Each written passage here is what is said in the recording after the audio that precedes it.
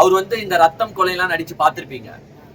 Police ரோலோ இந்த investigation officer ரோலோலாம் அந்த மூஞ்சில இருந்து எடுக்க முடியாது. நான் அவரை தப்பு சொல்லல, அவருக்கு வரல, விட்டுருங்கன்ற நான் அவரை.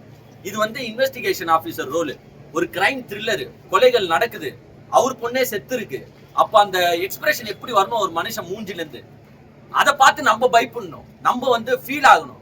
ஆனா இங்க எப்படி தெரியுமா இருக்கு, அவரே ஜாலியா தான் இருக்காரு, நீ ஏன்டா டென்ஷன் ஆகுற அப்படின்ற மாதிரி நடிச்சிருக்காரு. இதே விஜய் ஆண்டனி சாரை எடுத்து அப்படி ஓரம் வச்சுட்டு இதுல வந்து விஷ்ணு விஷால உள்ள போட்டு இருந்தீங்கன்னு நினைச்சோங்களேன், அந்த படம் வந்து அப்படியே ராட்சசன் 2 மாதிரி பில்டப் ஆகி போயிருக்கும், சூப்பரா இருந்திருக்கும். ஒண்ணுமே கதை வேறதான், பட் இருந்தாலும் உங்களை அந்த ஃபீலை எடுத்துட்டு வர்த்து வாட்சிங்கன்னா 200 ரூபாய் டிக்கெட் 199. ஏன்னா 200 ரூபாய் சொன்னா மொத்தம் ஆடியன்ஸ் கிடைக்குது, அதுக்காக 200 ருபீஸ் தரேன். படம் வந்து ஒரு மேலமே நல்லா இருக்கு. படத்துல வந்து விஜய் ஆண்டனி சார் வந்து ஹீரோ நினைச்சு வருவீங்க, ஆனா விஜய் ஆண்டனி சார் ஹீரோவே கிடையாது. அவர் வந்து சைடு ஆர்டிஸ்டா வந்து பண்ணியிருக்காரு. இந்த படத்துல வந்து அவங்க அக்கா பையன் தான் வந்து ஹீரோ நடிச்சிருக்காரு. உண்மையாலுமே இது பண்ண விஜய் ஆண்டனி சார் வந்து பண்ண ஒரு மிகப்பெரிய நல்ல விஷயம் தான். அவருக்கு முக்கியத்துவம் கொடுத்து பண்ணியிருக்கிறாங்க. அந்த பையனும் சும்மா சொல்ல நல்லா பண்ணியிருக்கிறான். ஆக்சுவலாக வந்து ஸ்போர்ட்ஸ் இருப்பாங்க போல, அந்த பையன் ஃபிசிக்கலாக பார்த்தோன்னா அப்படி தான் இருக்குது. அதே போல் பார்த்தீங்கன்னா வில்லனையும் காட்டுறாங்க. வில்லனுக்கும் ஒரு முக்கியமான ஒரு கேரக்டர் இருக்குது. படம் வந்து உங்களுக்கு சீட்டேஜில் செகண்ட் ஹாஃப் வந்து பயங்கர த்ரில்லிங்காக இருக்கும். மியூசிக்கை பொறுத்த வரைக்கும் படம் அருமையாக இருக்குது. தயவுசெய்து வந்து கிரைம் த்ரில்லர் பார்க்கணும்னு சொல்லி பார்க்கலாம். கிரைம் த்ரில்லர்ல வந்து பாத்தீங்கன்னா உண்மையிலே வந்து கிரைம் த்ரில்லர் லைக் பண்ற மக்கள் ஆடியன்ஸுக்கு இந்த படம் ரொம்பவே பிடிக்கும். நல்லாவே எடுத்துட்டு போயிருக்காங்க. ஒரு சாட்டிஸ்பாக்சன் என்னன்னா, கிரைம் த்ரில்லர்ல யாரு கொலை பண்றாங்க அப்படின்றத ஆடியன்ஸ் கெஸ் பண்ணிட்டானா படம் வேஸ்ட். கெஸ் பண்ண முடியாத அளவுக்கு இந்த படத்தை எடுத்துட்டு போயிருக்காங்க. லாஸ்டா அவங்க ரிவீல் பண்ற வரைக்கும் உண்மையிலே நமக்கே தெரியல யார் தாண்டா கொலை பண்ணாங்கன்றது நமக்கே தெரியல. அந்த அளவுக்கு சூப்பரா எடுத்துட்டு போயிருக்காங்க. So hats off to the entire team. படம் உண்மையிலே நல்லா இருக்கு. படத்துல ஒண்ணு செட் ஆகல, மேட்ச் ஆகாத ஒரே விஷயம் அந்த படத்துல யாருன்னு பாத்தீங்கன்னா, ஆமா விஜய் ஆண்டனி சார் தான். விஜய் ஆண்டனி சாருக்கு சுத்தமா செட் ஆகலங்க இந்த கேரக்டர். அவர் வந்து இந்த ரத்தம் கொலையெல்லாம் நடிச்சு பார்த்திருப்பீங்க. போலீஸ் ரோலோ இந்த இன்வெஸ்டிகேஷன் ஆபீசர் ரோலோலாம் அந்த மூஞ்சில இருந்து எடுக்க முடியாது. நான் அவரை தப்பு சொல்லல, அவருக்கு வரல, விட்டுருங்கன்ற நான் அவரை. இது வந்து இன்வெஸ்டிகேஷன் ஆபீசர் ரோல், ஒரு கிரைம் த்ரில்லர், கொலைகள் நடக்குது, அவர் பொண்ணே செத்து இருக்கு. அப்ப அந்த எக்ஸ்பிரஷன் எப்படி வரணும் ஒரு மனுஷன் மூஞ்சில இருந்து, அதை பார்த்து நம்ம பயப்படணும், நம்ம வந்து ஃபீல் ஆகணும். ஆனா இங்க எப்படி தெரியுமா இருக்கு, அவரே ஜாலியா தான் இருக்காரு, நீ ஏன்டா டென்ஷன் ஆகுற அப்படின்ற மாதிரி நடிச்சிருக்காரு. இதே விஜய் ஆண்டனி சாரை எடுத்து அப்படி ஓரம் வச்சுட்டு இதுல வந்து விஷ்ணு விஷால உள்ள போட்டு இருந்தீங்கன்னு நினைச்சோங்களேன், அந்த படம் வந்து அப்படியே ராட்சசன் 2 மாதிரி பில்டப் ஆகி போயிருக்கும், சூப்பரா இருந்திருக்கும். ஒண்ணுமே கதை வேறதான், பட் இருந்தாலும் உங்களை அந்த ஃபீலை எடுத்துட்டு வந்து கொடுத்துருக்கோம். ஏன்னா விஷ்ணு விஷால் செமையா பெர்ஃபார்ம் பண்ணுவார், அந்த மாதிரி ஒரு த்ரில்லர் ஜானர்லாம் நல்லாவே பெர்ஃபார்ம் பண்றாரு. ஸோ அவர் மேப் ஆக்கிப்பாரு. விஜய் ஆண்டனி சார் நல்லா மியூசிக் போட்டு இந்த படத்துல கூட நல்லாவே போடுவாரு. ஆமா, அவரையும் ஜிவி பிரகாஷ் என்ன சொல்லியிருந்தா மியூசிக் ஒண்டி போடுங்கன்ற. நான் இந்த கிங்ஸ்டன்லாம் பார்த்து பாதி பேர் தற்கொலையே பண்ணிக்கிட்டானுங்க. அதனால நீங்களாம் வந்து மியூசிக் போட்டாலே சூப்பரா இருக்கு.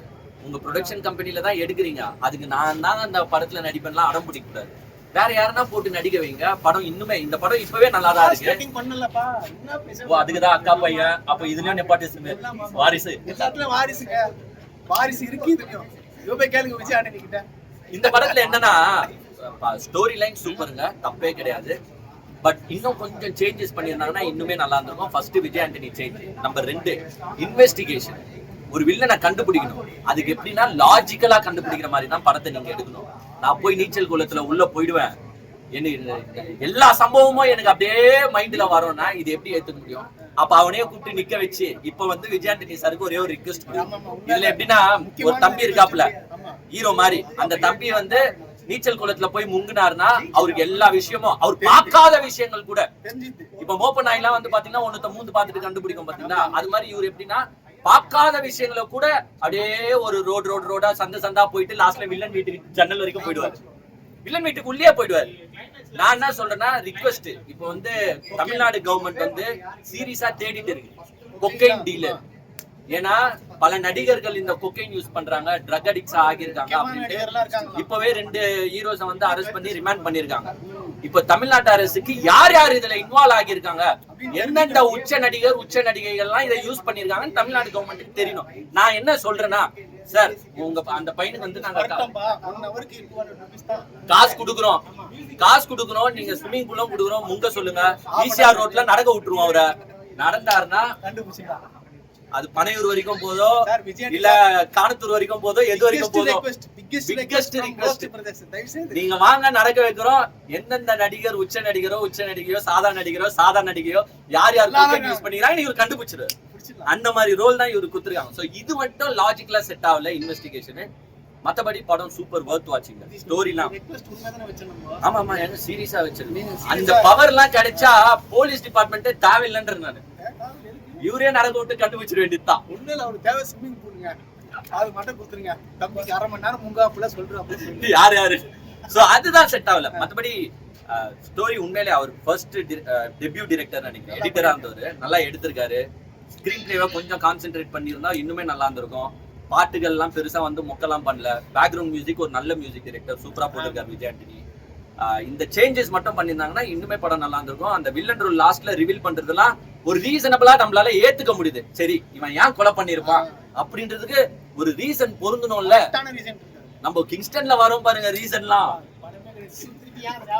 அந்த மாதிரி ரீசனை ஏத்துக்க முடியுது. இவன் வில்லன் பண்ணிருக்க வாய்ப்பு இருக்குன்னு ஏத்துக்க போது ஓகே படம் ஒட்டிக்கும். இந்த படம் அது மாதிரிதான் ஒட்டிக்குது. மத்தபடி சூப்பர் மண்டே வாட்சபிள். எல்லாரும் வந்து பாருங்க, நல்லா இருக்கு. அந்த பையன் அட்ரஸ் ஒண்டி சொல்லுங்க, நான் தமிழ்நாடு கவர்மெண்ட் பேசி வாங்கிக்கலாம். அதான் அந்த அக்கா பையன் கிட்ட தான் கேக்குறேன், அப்படி ஈஸியா இருக்கா நடக்க விட்டுடலாம். மெயில் ஐடி இருக்கு, ஜஸ்ட் மெயில் பண்றீங்க. roastbrothers70@gmail.com